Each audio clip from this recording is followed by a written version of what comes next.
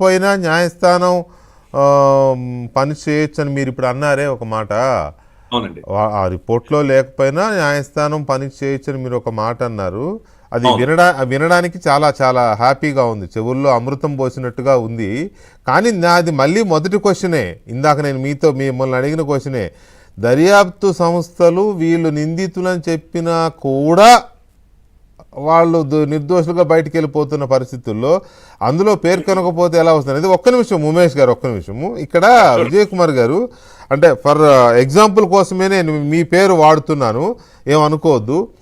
విజయ్ కుమారు గంజాయికి వ్యసనపరుడు, విజయ్ కుమారు మద్యం తాగుతాడు, ఇలాంటి ఏవో నాకు తోసిన పిచ్చి రాత్రి ఏవో రాశానండి అనుకుందాం, ఫర్ ఎగ్జాంపుల్.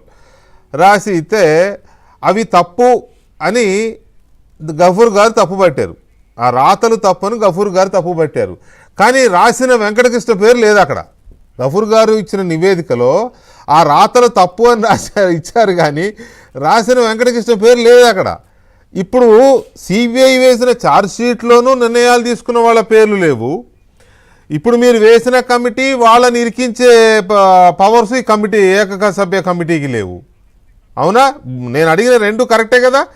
సిబిఐ వేసిన ఛార్జ్షీట్లోనూ ఆ తప్పుడు నిర్ణయాలు లేకపోతే ఆ టెండర్ నిబంధనలు సడలించిన ఎవరైతే నిర్ణయాలు తీసుకున్నా వాళ్ళ పేర్లు లేవు ఛార్జ్షీట్లో. పోనీ ఇప్పుడు ఏకసభ్య కమిటీకి వాళ్ళని తీసుకొచ్చి రిపోర్ట్ ఇచ్చే స్కోప్ వీళ్ళకుందా అంటే నో, వాళ్ళు అటు వెళ్ళడానికి వీలు లేదని మీరే బారికేడ్స్ పెట్టారు జీవోలో. ఇంకా ఏంటి పాయింట్ ప్లీజ్? ఫస్ట్ పాయింట్ ఏమంటే, సుప్రీంకోర్టు నాకున్న ఐడియా ప్రకారం supreme court generally discourages a parallel investigations into the same criminal facts. ఒకసారి ఒక దీన్ని ఇచ్చిన తర్వాత ఇంకొక ప్యారలల్ ఇన్వెస్టిగేషన్ సుప్రీంకోర్టు ఒప్పుకోదు. సో ఇప్పుడు మనం వేసిన కమిటీ దాన్ని అడ్వకేట్ గారు చెప్పినట్టు it is only an administrative మ్యాటర్స్లో ఆ వ్యవస్థలో గఫూర్ గారు చెప్పినట్టు పోనీ నెయ్యికి సంబంధించిన వ్యవస్థ కావచ్చు, ఓవరాల్ ప్రొక్యూర్మెంట్ సంబంధించిన ఇది కావచ్చు, ఇష్యూస్లో వస్తుంది. ఎవరి కన్నీళ్లు తుడుద్దామని, కొన్ని పేర్లు ఎవరి కన్నీళ్లు తుడుద్దామని ఒక విషయం ఉందండి. మా యొక్క బాధ కూడా చెప్తాను. ఇప్పుడు అందరూ ఏమంటారు, చంద్రబాబు నాయుడు గారు మొట్టమొదట్లో జంతుకు ఉందని చెప్పి చేశారు. వీళ్ళందరూ మీ ఒక టీవీ కాదు మిగతా చాలామంది ఛానల్స్లో తెగ మాట్లాడారు. ఆ తర్వాత ఇప్పుడు సిట్ వచ్చింది, మా క్లీన్ చిట్ ఇచ్చారు. ఒరే ఎదవల్లారా, ఆ రోజు ఇదే ఎన్డీడీపీ ఏ ఎన్డీడీపీ నుంచి అయితే ఈ సిట్టు నివేదిక ఇప్పుడు తీసుకుందో అప్పుడు కూడా మేము అదే ఎన్డీడీపీకి ఇచ్చాం. వాళ్ళు ఇచ్చిన ప్రకారం ఆ రోజు మేము చదివాం. అంటే సీఎం గారు చెప్పారు. ఒకవేళ సీఎం గారు ఆ రోజు చెప్పకుండా ఉండుంటే చూడు చంద్రబాబు నాయుడు తొక్కు పెట్టారు అని వీళ్ళే మాట్లా ఉండేవాళ్ళు. సో ఆ రోజు ఇదే ఎన్డీడీబీ ఇచ్చిన నివేదిక ప్రకారం ఏముందో దాన్ని చదివాం. ఒక్క ముక్క పొల్లు అటు ఇటు పోలేదు, అదే ఇచ్చాం. అది ఇప్పుడు it is in the public domain.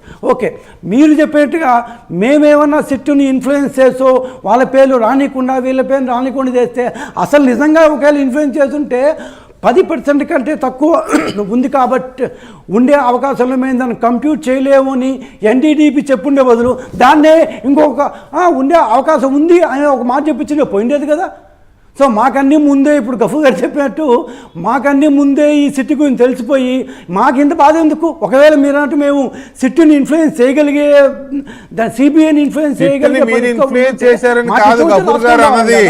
మిమ్మల్ని ఎవరో ఇన్ఫ్లుయెన్స్ చేశారు, దాంట్లో తలదూర్చకండి, వాళ్ళు ఎంతవరకు ఇవ్వాలో అంతవరకు ఇస్తారు, మీరు అనవసరంగా ఏలు పెట్టకండి అని మీకు ముందే మిమ్మల్ని ఇన్ఫ్లుయెన్స్ చేశారు ఎవరో నాకు అది గఫూర్ గారు అన్నది. సార్ ఇప్పుడు అదే కదా హైపోథెటికల్గా 100 నా అంచనా ప్రకారం, నేను మీ అంచనా ప్రకారం, మీరు సార్ అంచనా ప్రకారం, సారు రాజకీయం కావచ్చు, ఇంకో విధంగా కావచ్చు, వాదించుకోవచ్చు, అనుకోవచ్చు, అభిప్రాయం ఏర్పరచుకోవచ్చు, అది వాళ్ళ ఇష్టం. కానీ సిట్టు అంటూ ఒక రిపోర్ట్ ఇచ్చింది. కానీ మాకు ఉన్న ఏమంటారు ఆ సర్ప్రైజ్ ఏంటంటే, అదే why people are not finding fault with NDDP. ఒరే ఎదవల్లారా, మీరు ఎందుకురా మొదట్లో ఆ మాత్రం చూడలేదా? మరి ఇప్పుడు ఇచ్చారు 1 and 2 ఇచ్చినప్పుడు ఏది నమ్మాలి? నన్ను పర్సనల్గా అడిగితే ఎన్డీడీపీ ఏది నమ్మాలి? నేను ఫస్ట్ ఎందుకు నిజమే పంపలేదు కదా. సో ఎవరు ఎన్డీడీపీ పంపలేదు?